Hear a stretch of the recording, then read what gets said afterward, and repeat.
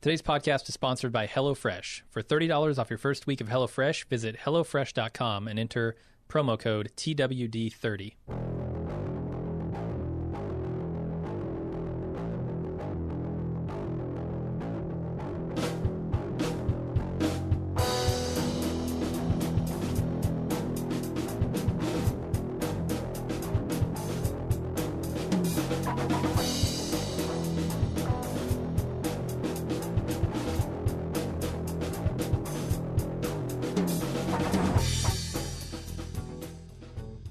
Welcome to The Watching Dead, the officially unofficial podcast for The Walking Dead on AMC. I'm Jim. I'm Aaron. And we're here to talk about Season 8, Episode 8, the finale. It's called Heartbreak.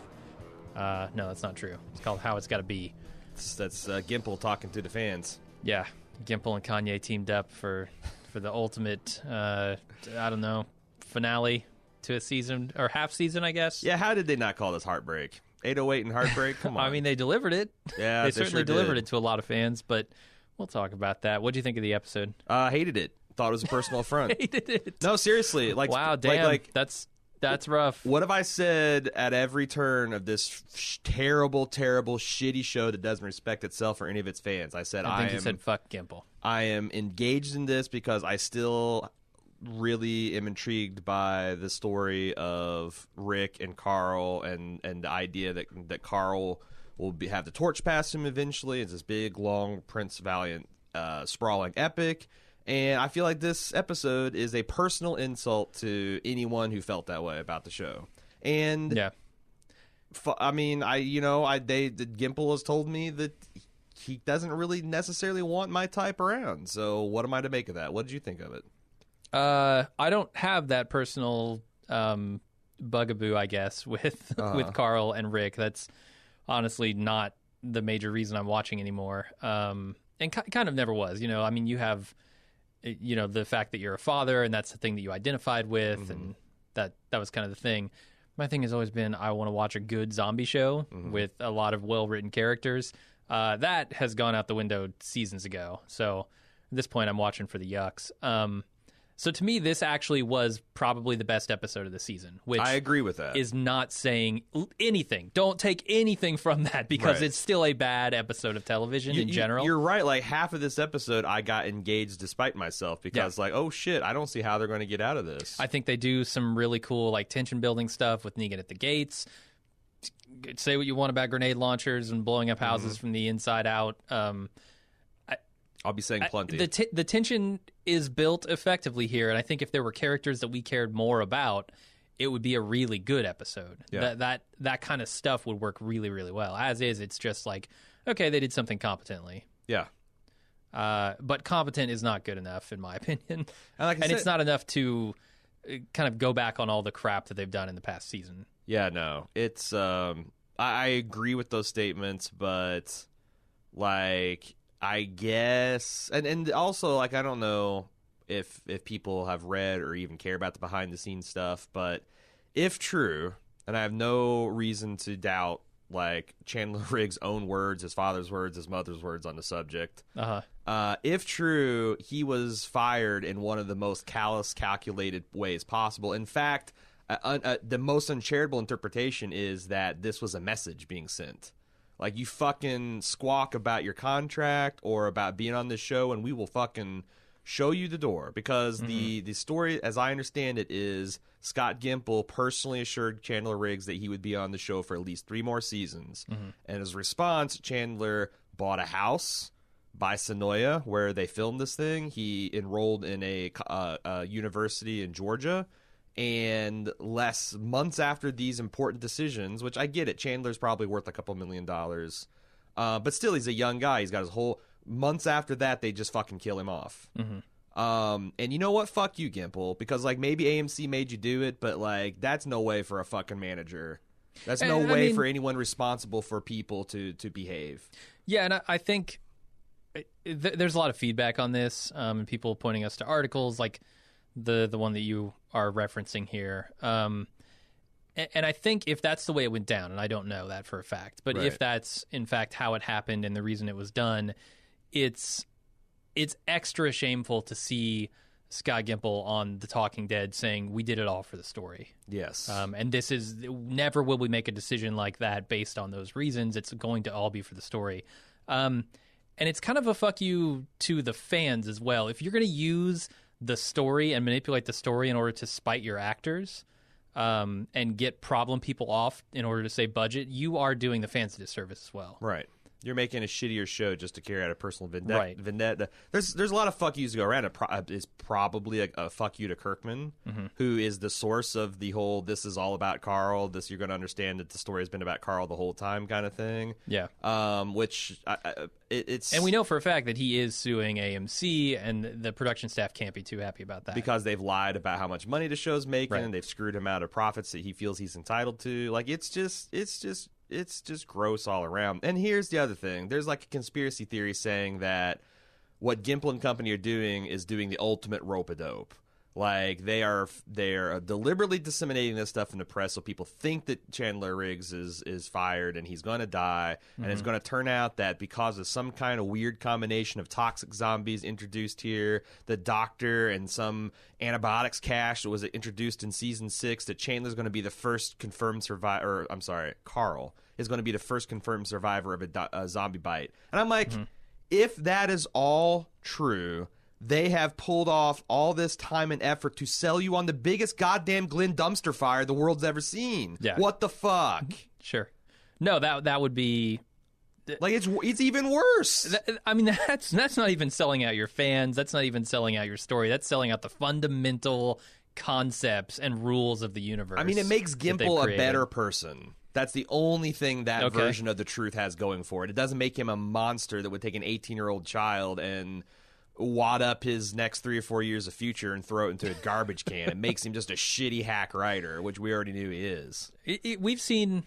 So I've seen comments from Chandler Riggs himself. I read an interview with him, and I feel like a real dumbass talking about this, because this is the quote-unquote moment that everyone will be talking about. And here we are. Yeah, we're talking Here we about are. it. We're doing exactly what they wanted. However, there are many people who wrote in saying, this is my last episode. Yes. I am done with this show now, and I will continue to listen to you, but the show is off limits to me. I don't know what we're going to do. We'll talk about it later at some point in this podcast. Yeah, we still have a wrap-up podcast coming too. So, but I've read interviews with an interview specifically with Chandler Riggs, who basically said, yes, I am dead, and there's going to be one episode in the next half season where I'm starring in it, and that will be like the episode where I kind of, in a bizarre twist, pass the torch to my dad in a strange way. Well, the other thing is, like, this has like, I keep thinking about it. I'm like, what the fuck was the flash forward from this season with Grandpa Rick getting out of bed? A lot of questions about and that. That's just a fantasy sequence? Like, I'm sorry, anyone defending this show, when it's pulling out the laziest late 80s, late run Dallas tropes to try to tell an entertaining version of this bullshit story, I'm sorry, we're just gonna have to part ways, because this is just... like I said, I can think of multiple defenses, but they're all stupid. If Gimple's engineering this thing all to sell the idea that Carl's actually an immune, that's dumb. It is. That's dumb. That goes back and violates everything. Like, I don't know. Is it interesting just to flip the table on your world? I don't think so. No. I don't think it's interesting. I don't think it's interesting. In the same way that flipping the table on characters is not interesting, which they seem to do time and time again. Right. Would it have been cool for Vince Gilligan to say, you're going to understand that this is going to be Mr. Chips turning into Scarface, and then kill Walter White in mid-season 3, and make it look like you're going to kill him, and then don't kill him. Come back in season 4 and say, well, he survived that, and also he's just going to be Mr. Chips the rest of the time. Yeah, it's like I was speechless because I've never had such a hard turn before. I'm like, wow, midway through this episode, I'm like, I'm going to have my standard rants of how much time they've wasted and what an efficient kind of really cool story they've got that they just bury in fucking bullshit. But when they reveal that Carl's bit, I mean, it makes sense. Like, they did set it up, like, with him and what's his name? Zadik. Rolling around on the ground. Like, it seemed pretty obvious that there was an ample opportunity for a zombie to bite him. Yeah. But there again, that's dumb. Like, like, Carl got taken out by 5 zombies. Yeah. he had a gun and another person, so he couldn't handle 2.5 zombies with a fucking gun. Right. Fuck you. All of everyone in the writing room, everyone in the everyone in the AMC executive, they should all be fucking embarrassed and shit. And I hope this show craters and burns. And it's in the process of doing that, right? And I'm not even sure. Like, I'm kind of mad. Like at AMC, period. Like I guess I'll continue to watch. Better Call Saul because it's not produced by AMC. They just carry it. But that's the thing. Anything from an AMC studio now, I'm like, what? I'm not going to trust it. Yeah, I can't. Aside from The Walking Dead, I'm not sure what other AMC produced shows AMC has at this point. I know like Preacher and the to Infinity and Beyond or whatever that fucking samurai western thing. Into the Badlands, is that what it's called? Into the Badlands, that's what it was. I think that's still a thing. Wasn't your Halt and Catch Fire was it? But yeah. That was right. But my point is, like, what other big shows do they have? What is going to keep AMC productions afloat after this? If AMC announces any kind of thing that requires a budget, any kind of fantasy, any kind of science fiction, any kind of historic, why would you trust them to do it? Because if they can't do it on a razor thin budget, they're not going to do it. Yeah. So, like... No, it's shocking to me the way that they have mismanaged this show. Yeah. If AMC Studios had made Mad Men and Breaking Bad, AMC would be a gutter channel that no one would think about or care about right now. Yep. Yep. And they had a chance to have Frank Darabont, an intelligent, thoughtful person with a very loyal crew around him, with a very loyal staple of actors, and he could have faithfully adapted the comic book series, and Walking Dead could be talked about in the same breath as Game of Thrones. And it's just not. It's not, and it's all because AMC fucked it up. Yep, they got greedy. So I think we're here to do like a recap and feedback. Yeah, of let's the episode, do that. Right? So Rick in the introduction doesn't have his shitting pants on. It's tragic because he's shitting his pants. He's arrived at the Savior Complex and there ain't hide nor hair. East, north, south, west, nobody there. Having a name for the pants you use to shit in implies that it happens that you a bunch. Use the pants, right? You personally know and understand this concept. So Negan must be shitting his pants all the time. Yeah, no. He's got chronic diarrhea and he's developed a really bad coughing problem. So you got to have shitting pants. You do. That sets off a flashback where Carl, fresh off the shooting over Sadiq's head, is saying that he doesn't like Rick, saying he hopes the guy makes it. If you care, you got to do something. Rick's like, okay, fine. Thoughts and prayers. And Rick retorts with, you think it's going to be picking Negan or strawberries with Negan? And Carl says, you think we're going to kill them all? We have to fight for a way forward, Dad. That's how it's got to be. Title of the episode, name checked. Yeah. Because that's the thing, like, what time did Rick arrive at the sanctuary? Because everybody else is going there at night, and he's going there in clear daylight. And then we have a flashback. It's just, again... He's on foot? If this show was a lot better, I guess I would take more effort to struggle through and try to figure all this shit out, but I'm not gonna. No. Rick and the trash people move on the sanctuary. Jadis observed that this is different from the picture and turns tail and runs, which makes all of Rick's effort on this plot completely meaningless. Yeah, and even stupider than it was while it was happening. I mean... They immediately take off. It's fucking crazy. It's made as like a comic beat, which I guess you got some yucks in this episode. Fortunately for Rick, Carol and Jerry pull up in an SUV. He piles on, and we get the first of many face montages of this episode. I observed that Carl looks kind of pale and sweaty. Yep. Because he is sweating. He's suffering from a zombie bite, y'all. Negan, on the other hand, is laughing and whistling and having himself a good old time. And at this point, I gotta say I'm engaged because like Negan maniacally laughing about the shit he's going to do to Rick and Alexandria, that's exciting. It's terrifying and exciting, and Jeffrey Dean Morgan is both of those things. Yeah. So far, 10 for 10 on an adjusted Walking Dead scale for me. Okay. We then hit Aaron and Enid. Aaron recalls Eric always being there for him riding shotgun. Enid's worrying the Oceanside's not going to listen to them. Oh, sweetie, you're going to have a big part of that. For whatever reason, Aaron decides to let Enid drive. And Enid decides that they want to arrive not empty-handed, so they make a detour to Roanoke Distillery. I kind of like the little bit of foreshadowing they do here of Enid shooting. What's her name? Grace? No, it's Titania. Grandma Tatiana? Tatiana. Right, something like that. Well, Grandma. I'll call her that. They are talking about, we should give them all our guns. And then Enid says, I could give her mine. Yep. No, you're going to need that. You're going to need that to fuck up all our plans. Uh-huh. I don't know. It's a cute, like I said, I like Enid. I like Aaron. This is kind of a cute scene. Sure. But it's going to turn into bullshit. And Aaron's talking about, he's just thinking about Eric the whole time. Like, he doesn't want his death to be in vain. So he's got to try and help out in the worst way possible. It's counter to the plan that they've set up. Nothing's going right. Nothing's going according to plan now. It's all kind of fucked up. Yep. Then we go back to Michonne talking to Daryl as he gets back to Alexandria, who opines that it worked. He's very confident. Michonne apologizes for not being there for him. He goes, don't be sorry, it worked. He's just like really emphatic that his garbage truck plan works. Carl writes a note to his dad. And he's not the only one. There's several people who mention, our plan worked. We're going to get there. Yeah. Michonne talks to, Carl writes a note to his dad. By the way, who writes their D's like this? I mean, I think he's got the right motions. It's just a weird form D. Who starts at the top of the D and just makes a single, like, I feel like that's how they teach you to do it in first grade. I start at the circle of the D, go around. Of course and up, you do. That's and what then back everyone down. does. Yeah. Or maybe it's just, were you taught Danelian?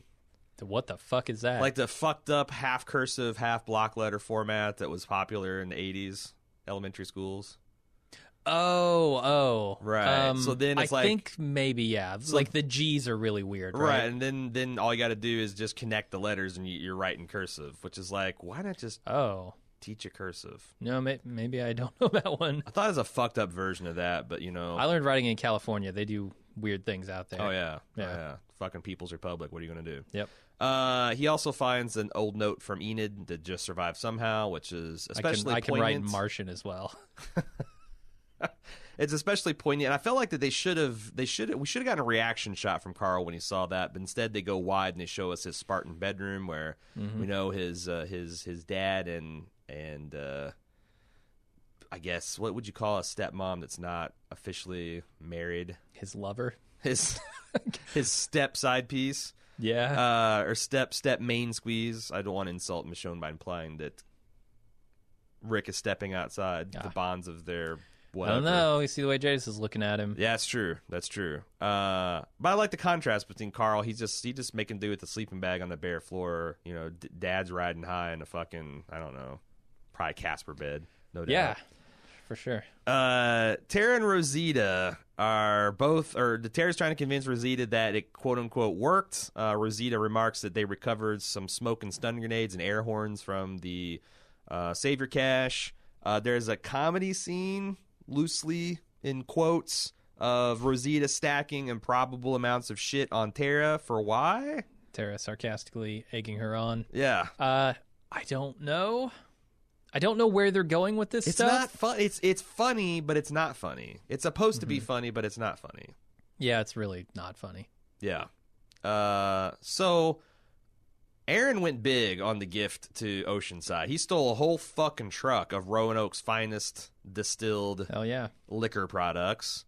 Then suddenly it's nighttime. I'm sure he's going to give them at least 2 of those bottles. At least. Everything else, yeah. He's planning ahead. He knows that in case this goes to shit, he's going to try to buy Negan's affection with a truckload of Roanoke's whiskey. It's nighttime. Aaron gets spooked by sound and goes to investigate. They get separated, circling the truck.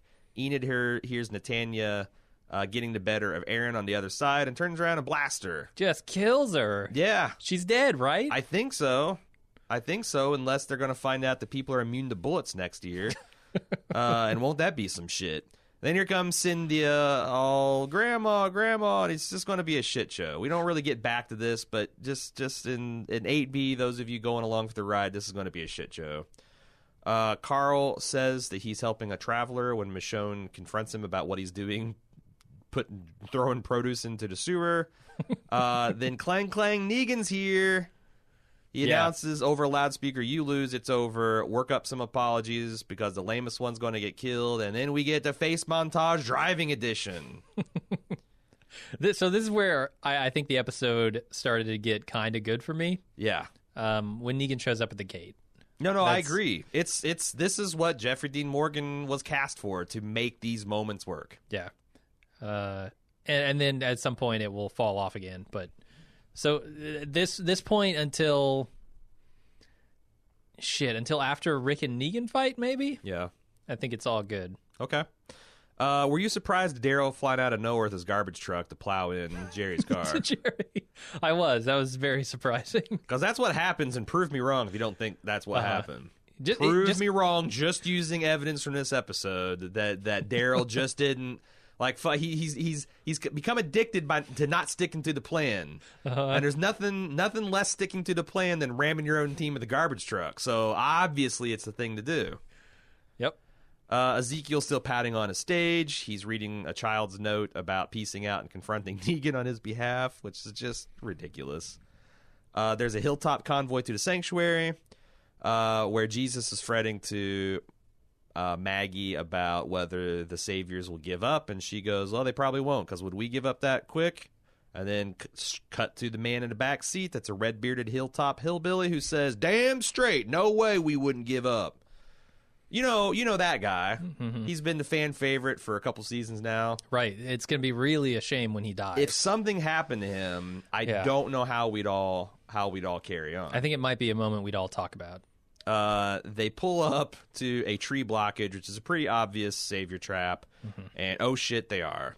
And Simon gets out, and they march out Jerry on his knees, and they pull out a pine box coffin. Oh boy, what do they do? And again, I'm being sarcastic because I know how this episode ends, but I didn't see how they're getting there. They're going to talk their way out of this one. Yeah, I mean, I don't understand why Maggie is let go. Well, but we haven't will even get got there.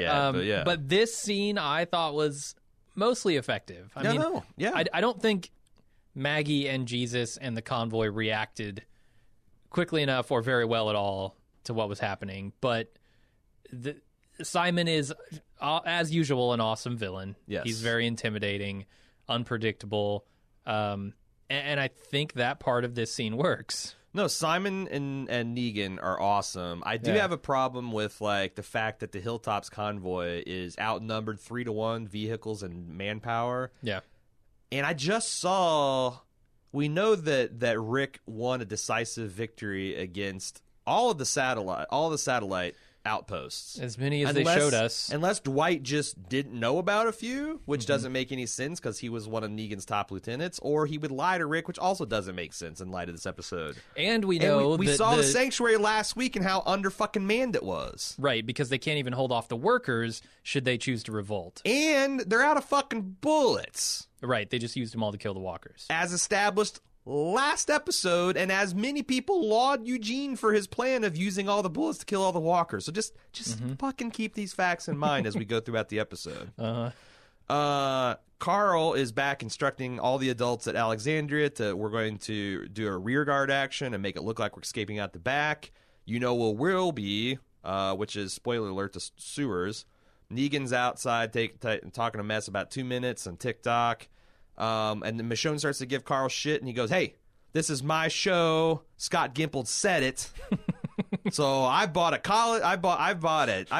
house here in this cool college town, and I ain't going nowhere, lady. I ain't going nowhere, so you fucking fall in line." And that's exactly what he said, minus the stuff about Scott Gimple. Straight up lying to her, though, because we know that, we know at the end of the episode that he must have already been bit here. Right. Because there's no other opportunity for it. Right. And it's like, this should feel like a passing of the torch moment, but it feels more like Carl kind of being delusional. Because other than the brief talk that they had with Michonne where she says, "This is your show," kind of the way a person would say to a 14-year-old boy on the frontier, "You got to look after your ma now. You're the man of the house." Like, it's to prop you up, not to be taken seriously, man. Right, in a time of crisis.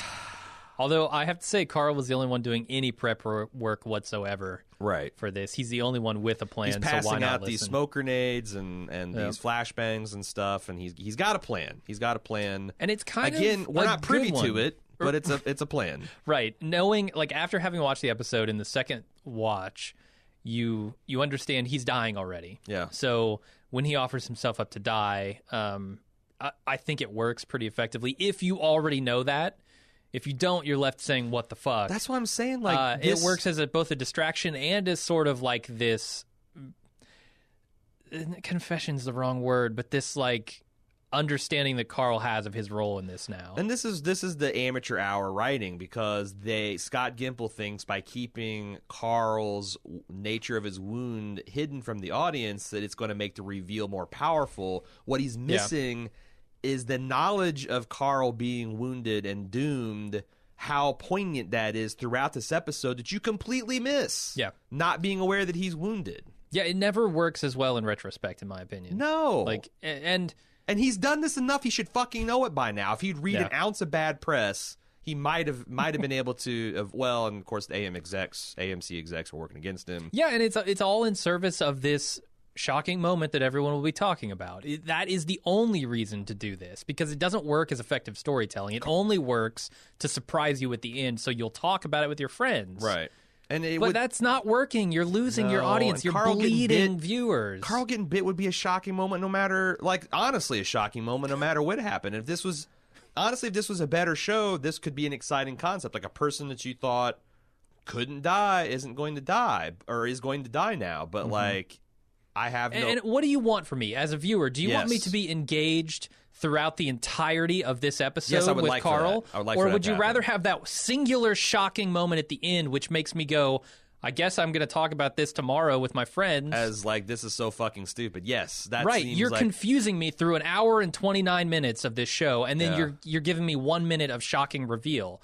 That's stupid. That's backwards. Like, it's all sizzle engage and no me for the steak. full hour and a half. How about that? Yeah, it's all sizzle and no steak, man. Yeah. Like, you can't get by on the sizzle. So now we have the third lieutenant, which is, they should have started with him, because literally every lieutenant is less impressive. Like Negan, fucking awesome. Simon, solid. This guy is so comically inferior in terms of menace, in terms of characterization, in terms of charisma, everything. I can't see how he's in charge of anything in Negan's compound. No, this is terrible. This is terrible casting and a terrible performance. And like, there's but he's written the way he's acting it. It's not just bad casting. This character is meant to be this flaccid penis of a person. But the thing is he's doing all this sarcastic shit that Simon and Negan do too, and they pull it off. Like Simon's not really anguishing about what he's doing to, like, he's doing that because it makes it more menacing. This guy's taking the same material, right, and delivering it inferior, and instead of covering up the kind of rote nature of what's going on by now, it just shines a spotlight on this guy. Yeah. This guy couldn't intimidate anybody. That is true. But he informs them that the kingdom now belongs to Negan, not Ezekiel. They're going to be taking 100% of what they produce and give them just enough to keep working. They've essentially turned it into a slave labor camp. And also, you'll be repairing the sanctuary, and also, until that's done, we'll be living here. We go back to Simon and Maggie, where I think Simon at this point says he's just going to take all your guns. And then we go to Negan meeting Carl, who comes to the top of the wall and says, Dad's not home. Mm-hmm. And I like this. This, like, Carl volunteering to die for Alexander's punishment, and Negan being intrigued by that concept. And and then you eventually understand that Carl's using this as a fake diversion for the real diversion. It's kind of clever. Yeah, he's like waving his fatalism as a flag to distract Negan. Right. While everybody's getting away. Pretty good. Right. Daryl, meanwhile, escorts a convoy of Alexandria's finest out, except for he doesn't really. This is, again, a fake diversion. Dwight acts to aid and abet their escape by insufficiently blocking the rear exit. Yep. Which we find out that Carl's has been fucking with Negan, and Negan has a hilarious moment of, I thought we had a moment, you little asshole. And then he orders his men to open fire with an improbable amount of grenade launchers. Where the fuck have these grenade launchers been? In the sanctuary is my only guess.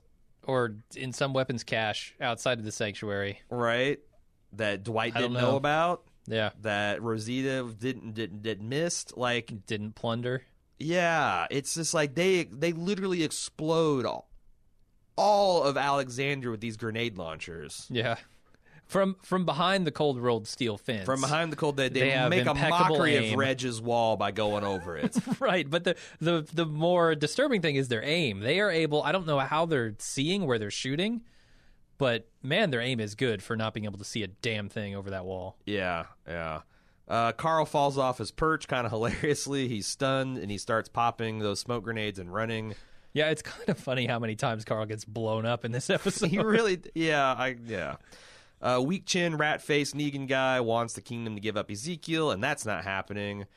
Simon explains how things are going to be with Maggie. He points out the music playing in the distance, and he credits Eugene with their being saved.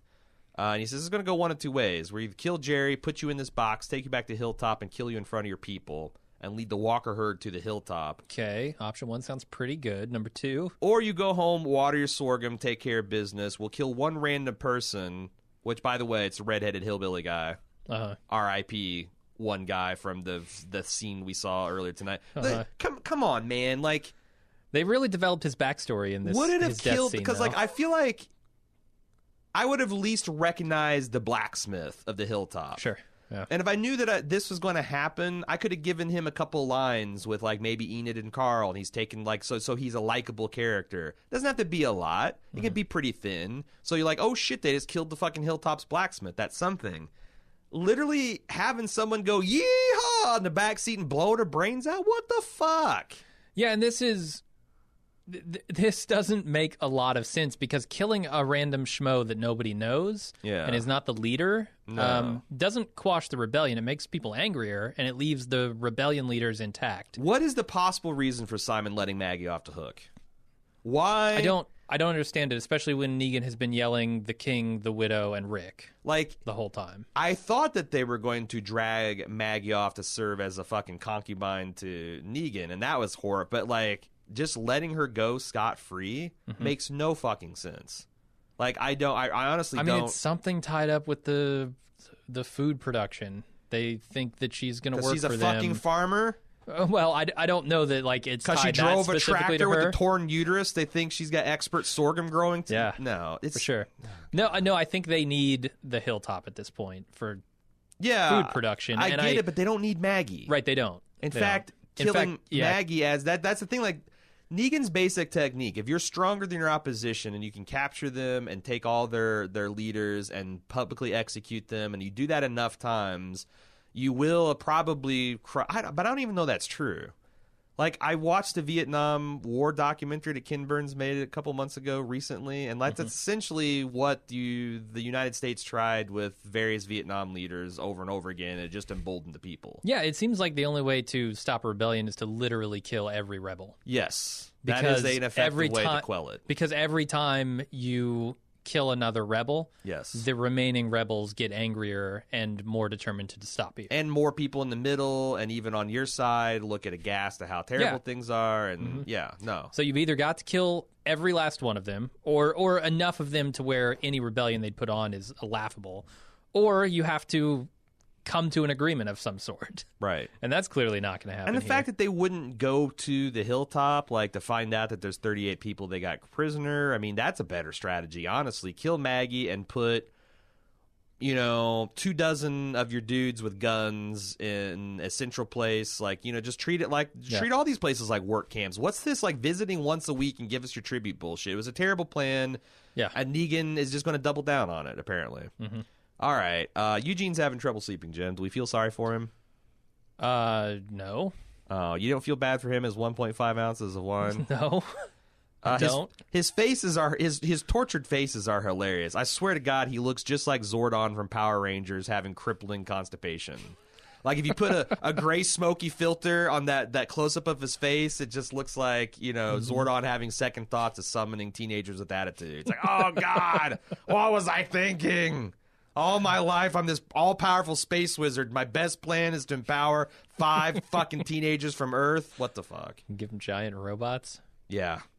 At least, yeah. Anyway.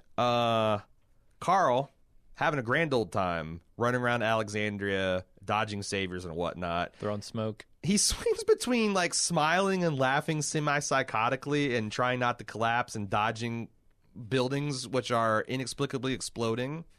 Like, did Negan rig these buildings to blow at some point? Because I think it's implied that grenades are flying in through the windows or something. I get grenades, but this is like house with a natural gas left on for 24 hours type of explosion. Right. That I don't think Carl would survive from like he goes from doorstop to building being blown up with like a 2-block radius, and then all he does is have to look for his hat. Rosita forgives Daryl and Tara for their off-plan treachery, which, forgive me for calling bullshit on infamous shitster letting other shitsters off the hook. Like, does Rosita, the one who just recently stirred the shit and got someone killed that shouldn't got killed, get to excuse? Like, is she the one that gets the Met Justice out? I mean, she's maybe the only person who's learned a lesson in this camp. But no, not really. And her excuse of, look, well, maybe you just need to play this stuff out to figure things out. Like, Daryl had to work out his anger with Dwight by fucking up the plan and getting all these people killed. Mm-hmm. That seems to be excusing his actions a little bit too much. It really does. It really does. And also, why is Tara bracing her buttstock with her goddamn deer? Like, I get it. That's her. She's been working on that ear for a long time. It's really built up. She's the illegitimate daughter of Shane. She's got these mighty lobes that are stronger than any shoulder. Like, the gunplay has been a shit show in this show for a long time, but they're not even. Like, is there anyone set to be like, can you see how that like feels good against your shoulder? Right. How it's like fucking solid. It puts the line of fire, like all that momentum about that big beefy shoulder of yours, and you see how it's up against your ear, and that's like super uncomfortable, and probably fucking tear it off if you pulled the trigger. Like, it's amazing to me because that is like center frame in this shot too. Yes. If you're the director and you're looking at that, what are you thinking?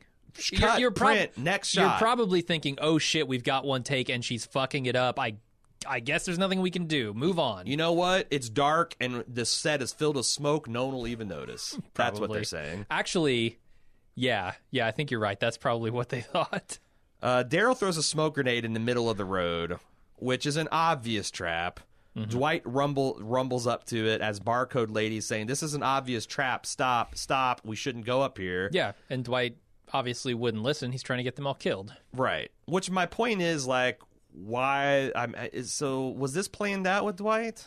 I mean, this is part of the plan? It can't be part of the plan. It can't. I don't think it can be part of the plan because the audibles have already been called and everybody is scrambling. Yeah.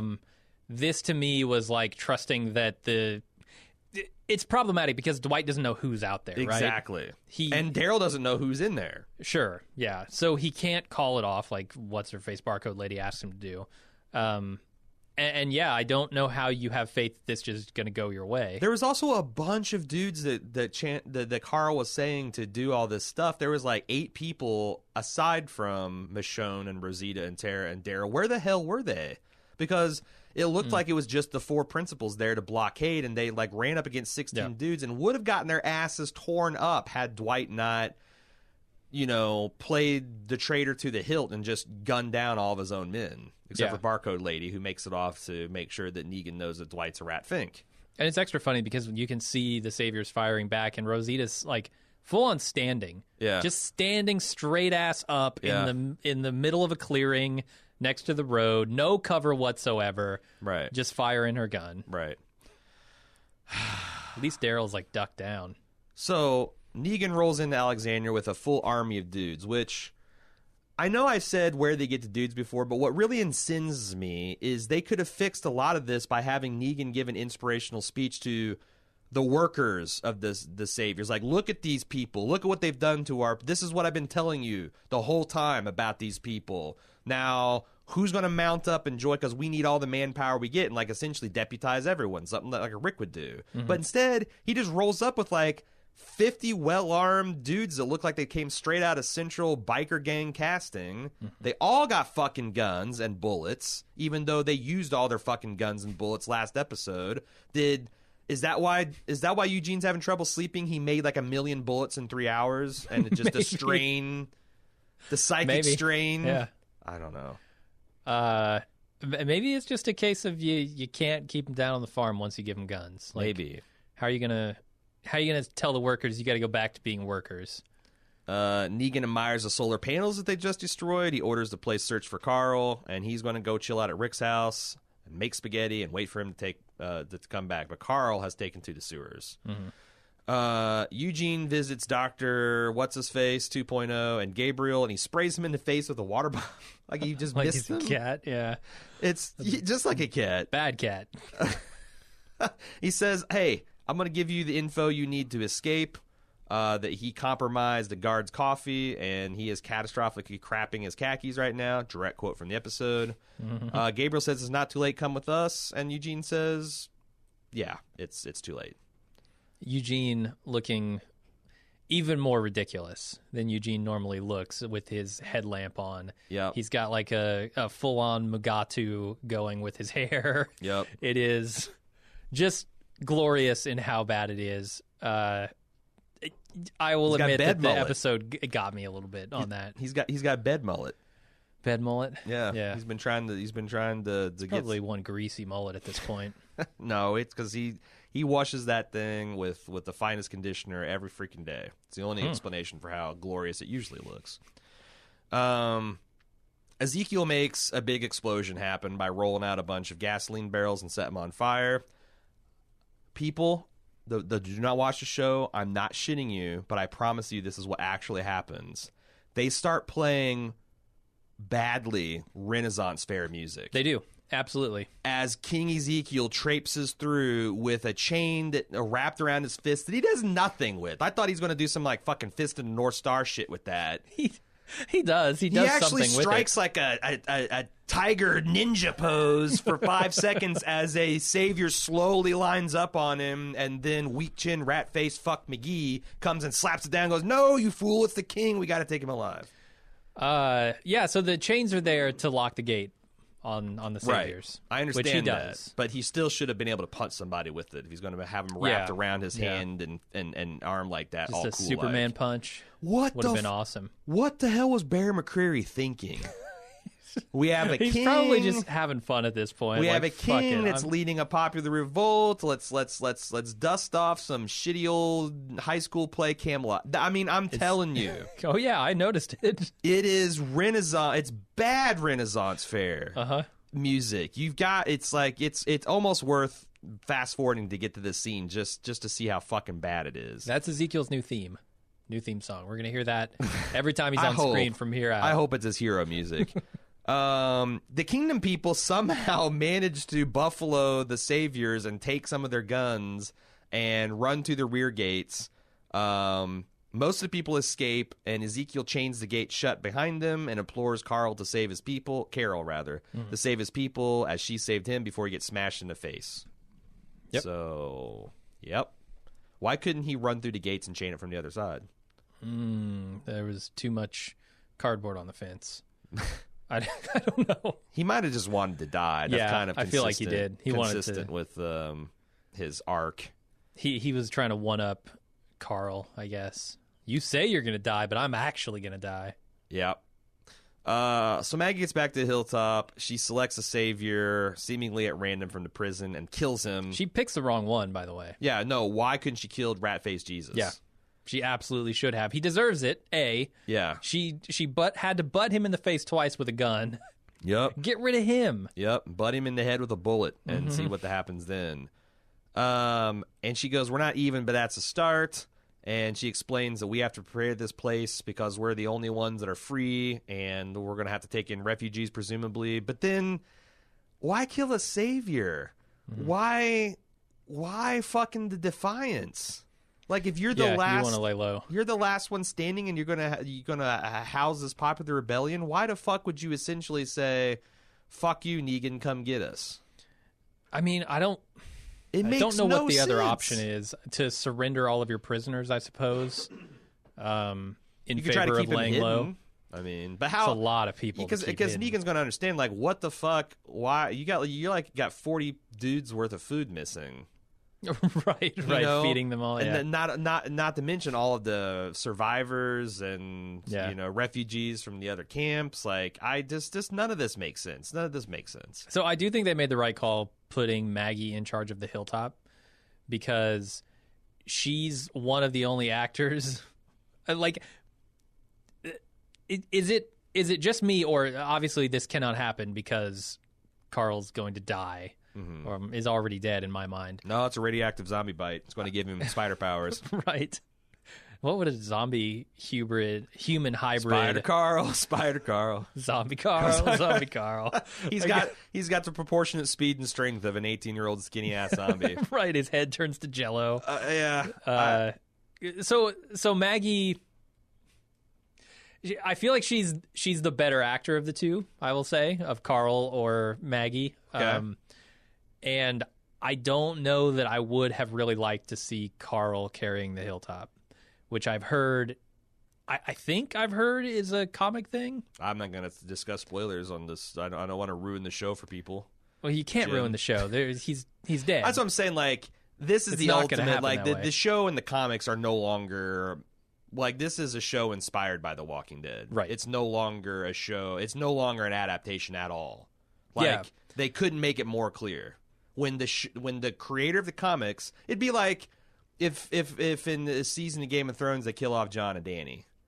Like, it's so different at that point. Like, the ending's not going to be the same. The individual stories, like, they've done minor remixes here and there, but when the creator of the show says that when the creator of the comic book says the comic book is about Carl, and you kill Carl midway through the arc, right, then you've pretty much said that, thank you very much for your services, Mr. Kirkman.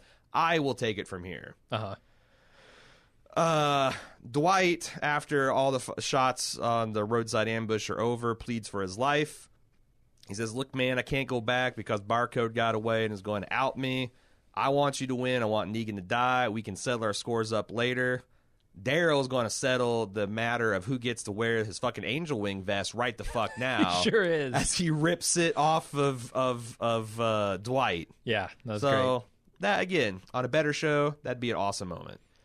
Yeah, there are still some very confusing things to me about the scene where Dwight gets shot. Tell. Why doesn't she kill him? Instead of killing him, right, in favor of killing him, because she already knows he's betrayed them. Right. She decides, I'm going to stand here and explain to you that I know that you betrayed us, and after that I'm I've going to run off shot you in and the tell. arm. Right, I shot you in the arm, and then she runs off out of cover toward the people with machine guns who were actively trying to kill her, and makes it off. Yeah. So what the hell? Back at the hilltop, Maggie writes on the pine box coffin, "We've got 38 more. Stand down," and instructs her men to leave them where the saviors will find it. Again, we talked about how I think this is stupid. Yeah, it's incredibly stupid. It stands in contrast with what her stated goal for the hilltop is. And you're also trying to appeal to someone's mercy who clearly has none. Yeah. He's willing to not just let people die, but personally kill them if it serves his goals. Yeah, you think he gives a shit about 38? No, he in fact does not. No. It's just a miscalculation. And I mean, it's not just a miscalculation. It's that in addition to just kind of It'd be a miscalculation if she had never heard of Negan before and they just met and captured a bunch of his dudes. She's watched him beat her husband's brains out with a baseball bat. Yeah. She needs to do more than just shoot someone in the miscalculation. That's not a I don't know what the fuck it is. It's just wrong-headed behavior. Shitty rat face, weak chin savior lieutenant berates Ezekiel for making him do all this. And hey, it's Morgan, cliffhanger. Okay. I mean, that's it because we don't ever come back here. Morgan's going to be leaving pretty soon. They say, but he's got to stick around for the resolve this anyway. Nah, he's just gone. Daryl's team makes it back to Alexandria, and him and Rosita and Tara and Dwight get into the sewers. They're trying to sneak back in to Alexandria through the sewers? I think they're just going to live in Alexandria as kind of a version of the Season 2 plot of Bran and Rickon hiding in the cellars of Winterfell. Okay, so their plan is to live in the sewers. Yes. They're like, Alexandria's done. The sewers are the best option and Negan will that never we have in the entire country. No one will ever think to look down here. Right. They've got the full continent we have a baby, of North America. We have to a live baby in. who will cry for no fucking reason at all because it's a baby, but will be safe under the streets of Alexandria. That's the plan. That's the plan. Okay. But you know what? Michonne says fuck this because she's seeing red from having a home raised in front of her. Rick sneaks back into his house and calls for Carl or Judith. Guess what? Negan's here. Negan hits him with Lucille a few times. Mm-hmm. Lucille, I remind you, is wrapped with barbed wire and has beat many a person and zombie to death. Yep. Negan threatens to cut him into little pieces, and when all that's left is some screwed-up, freaky-looking stump with a head, he's going to kill him in front of his people. They fight. Rick gets Lucille for a minute, which enrages Negan, who then throws him through the window with a fully loaded gun. Rick inexplicably doesn't take this moment to put Negan out of his misery, but instead just runs. Yeah. Finds Michonne after she maximally overkills some savior dude. They go into sewer together where all of Alexandria are. We are treated to the final face montage of the season that lasts for 5 fucking minutes. Everyone gets a face montage. Eugene, you get a face montage. Gabriel, your sick dying ass gets a face montage. Everyone gets a face montage.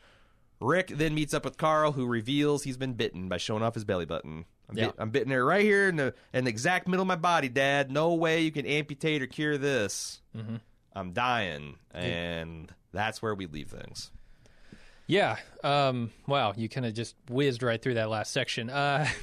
There's a moment in the fight with Negan and Rick where Rick gets the upper hand on him. Yes. And takes Lucille. Mm-hmm. He does so with the crushing force of 1,000 tons of Thor's hammer dropping on Negan. Yeah. And I don't know how Negan survives that shot that floors him. Yeah, he's got... Because he is laid flat out. It looks like he just passes out right then and there. Yeah, he's got like Rick's got like this round-looking metallic trophy that he just like a softball-sized hunk of metal, and he just destroys him with it. Yeah, yeah. And then hits him in the face with the bat too. Yeah. Like, I don't know how Negan gets back up after that, and more importantly, I don't know what the fuck he says when he's trying to get back up. It sounds he said, "Don't touch her." Oh, okay. Yeah. It's impossible to understand. I had to close caption, but he says, Wow. "Don't you touch her!" And then he goes in berserker mode and throws Rick out the window. But again, Rick at this time has a fully loaded 357 Magnum. He's more than capable of blowing a tomato soup can hole through Negan's chest. Mm-hmm. And Negan, I don't think, is armed other than Lucille. Maybe he's got a pistol in his... But if you're Rick, don't you take the shot? Sure, yeah. Like, this is the worst case scenario happening right in front of your eyes. Mm-hmm. And I don't know. I mean, this is just... This all the chickens came home to roost in this episode. They fucking kill off Carl, apparently. We have tried to follow this action not knowing anyone's plan. The one plan that Rick has, it fails just utterly and completely. And Negan, instead of it being a strategic thing, like a strategic resource that he burnt, and now he's going to have to, like... What were they thinking having this many saviors roll up to all 3 of the complexes, all armed to the teeth and with bullets?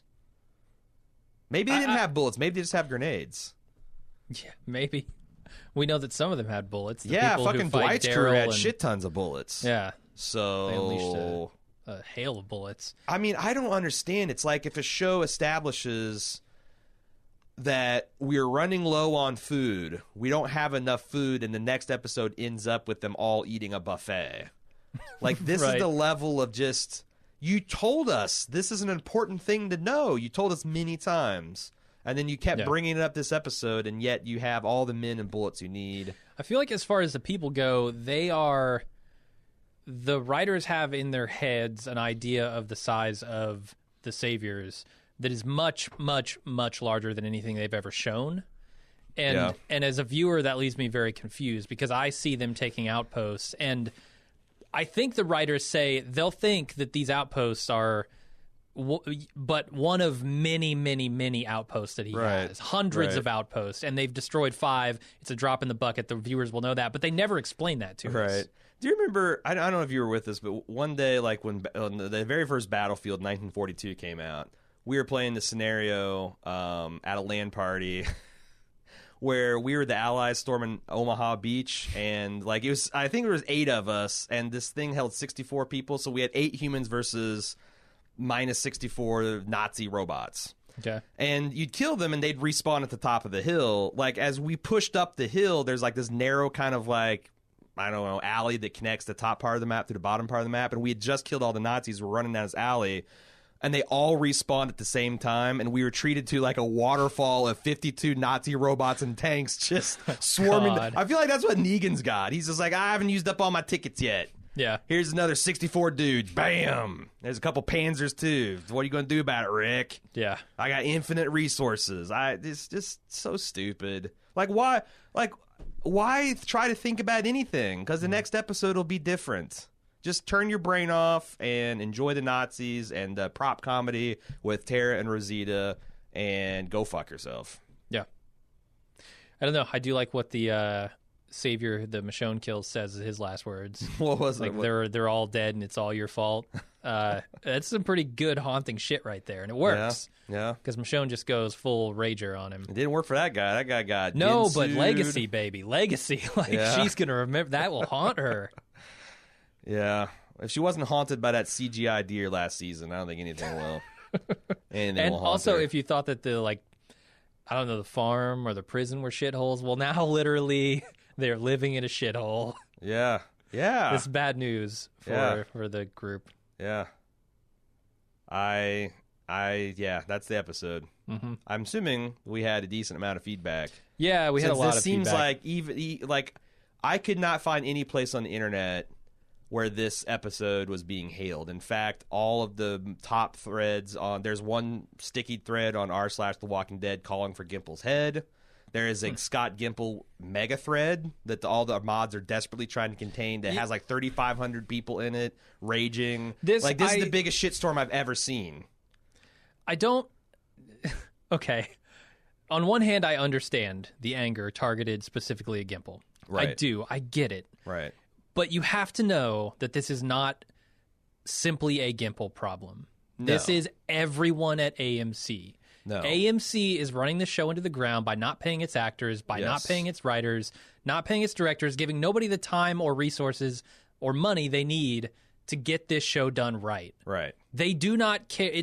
Firing Gimple is not going to fix this show because anybody they bring in, they're going to pay $8 an hour, less than minimum wage, and they're going to ask them to do the impossible with the show that is already in the shitter. Right. And so what do you want? I mean, firing Gimple, in my opinion, fixes nothing. Taking everyone off of Walking Dead and replacing them entirely, and maybe even at this point, rebooting the entire fucking show. Yeah. Like, let's say, give it a time jump, nothing. Like Disney did with Star Wars when they bought it. Nothing in the EU, nothing in the main storyline here is going to be canon anymore. We're starting fresh. But you do... Because they've done so much damage with these characters that I'm no longer invested in anybody. I haven't been for seasons. Like, I would like... To me, the only thing that would make me feel hopeful is firing Gimple, firing the director of or vice president of programming at AMC, and a statement from AMC saying that we are going to... We've recognized that the way we've done storytelling in the show is not working, and we are now going to... But that... I just don't think that's ever going to happen. I think they're just going to cancel these shows and move on eventually. I mean, that seems to be the what? way it's I don't headed. know, because it's not like AMC is bristling with hits right now. That's my point. Like anything AMC They Studios, got Better Call is Saul not... for another season or two, and then that's literally the only thing I'm watching besides The Walking Dead right now. Yeah, I don't know, man. I just don't like Gimple is part of the problem. He's not. He's a willing. What he's proved to me this season is he is a willing stooge. For sure. He's not just willing to be their henchman and do it in the most callous and inhuman way possible. I mean, on a scale of entertainment, right? Like, this isn't fucking Pol Pot, but it is a despicable move for a manager. For someone who has been, how long has he like he probably met Chandler? Like, he was the one that wrote. Didn't he write the episode where Chandler like Carl killed Lori? So He has been Maybe. he's been a friend and confidant and an employer of this kid since he's 12 years old, and he throws him out on his ass like this. I know he certainly wrote the one where Carl and Michonne find that crib. Yeah, he's Judith. not a problem, but he doesn't have any intent. Like, unlike Mazzara and Darabont, he has zero integrity. That's the thing. He's seen what happened to those guys, and if he wants to keep his job, he has no choice. But why? The only choice he has is to get fired. He's or got not. to be fucking rich, right? Sure. Like 5 seasons of The Walking Dead. I don't know. I mean, would you call if Andrew Lincoln had done 5 seasons of The Walking Dead at $90,000 an episode? Would you call him rich? Like by Hollywood standards, I don't know. I mean, that to me, that's like you're either got a couple million, your either net worth is a couple million, or you're not. Like, I mean, if your net worth is a couple million, you qualify as rich for me. Well, it depends. I mean, MC Hammer was fucking rich. Nicolas Cage was fucking rich, but maybe your lifestyle becomes incongruous with the money you're making. Maybe Gimple is simultaneously keeping a Hollywood mansion, a giant entourage, has a gambling problem, and massive. Right. He's got every single problem. He's involved in illegal sports betting. Like, I mean, just living above your means can mean, even if you're making massive amounts of money, you're not rich. Doge coins rather than Bitcoin. Like, he's just made every financial mistake you can in the last 5 years. Yeah. And he's just desperate for cash. I mean, there's a big difference between being wealthy and having a lot of money. That's true. So that's true. I don't know. Just I say cool it on Scott Gimple. Maybe point the gun at everyone. Yeah, no, like I don't want to make the same mistake Negan does. Like, all heads have to roll. Yeah, and there has to be a real regime change in the programming department and the AMC studios for me to have any hope that this is going to be.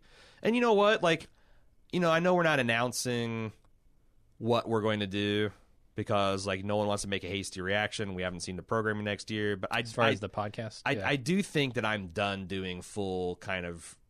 I don't even want to say that, but like right now, I don't think my we should head say is anything. like, This is a conversation we will have in January when we talk about 2018 content. But I'm just so pissed. I feel, I feel like I've wasted. Like we have slowly pared down the time we spend on this show to essentially the bare minimum, and I still feel like I wasted so much time. Yeah, that could have been more productively spent on other shows and other endeavors.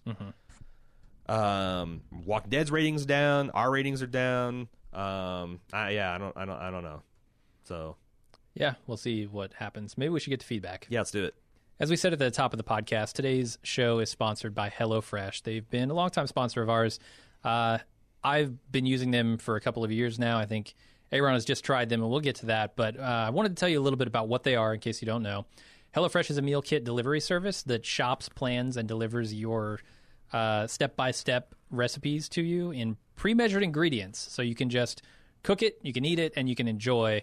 It's a very convenient thing, not only for the step-by-step recipes and the pre-portioned ingredients, but you're also able to schedule which day of the week you want your food delivered. So we have ours, for instance, delivered on Saturday, which works really well for us because then we're able to cook over the weekend, whereas we're busy during the weeknights usually or tired from work. That makes it super convenient. You can, if let's say you're going to be out of town for a while, you can go into their website and pause your account for a week or two at a time, which makes it really easy. There's also a really good selection on there and flexibility. So they don't just like send you 3 pre-planned recipes. You can actually choose from a slate of like 7 or 8 recipes which one you want that week, which 3 you want that week. So, if you're a vegetarian, they have options for you there. If you want some meat dishes, you can do that. And they have different plans to choose from as well, which encompass all those things, including a family plan, which includes more meals for your entire family. They have some notable recipes. One that I actually really, really like is their Juicy Lucy burger. It has tomato, onion jam, and arugula salad, and it's something that I didn't know would be quite as delicious as it was. Because I don't think I've had a Juicy Lucy before this. They're the burgers with cheese inside. Oh. And it watch out. Throw around Juicy Lucy like that's something I should know about. And I'm like, I don't know what circles you travel around, but I think there are a couple different names for that depending on where you go. But yeah, the Juicy Lucy is a kind of an inside-out cheeseburger. Really good, and that tomato onion jam is awesome. Now, you just tried them, didn't you? Yeah, so like I've